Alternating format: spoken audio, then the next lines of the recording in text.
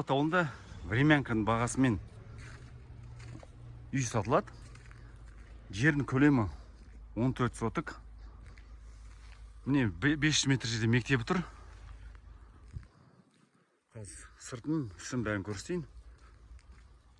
Осындай навес бар, машинаға арналған. Даласын ба көрсетейін, осындай.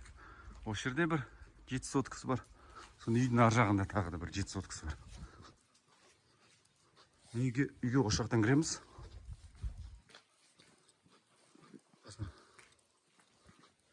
Келесі далаға осы жерден кіреміз. Гаражға кіріп, мынандай гаражы бар. Погребімен.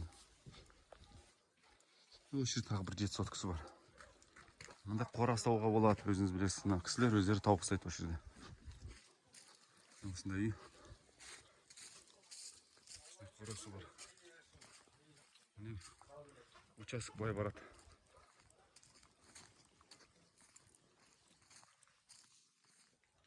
Үйге кірдік. Кірген кезде осындай холл. Тамақ дайындайтын жер. Мына жерде ванна, туалет.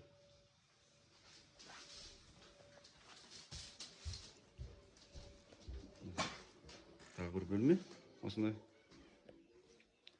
балалардың бөлмесі. Зал.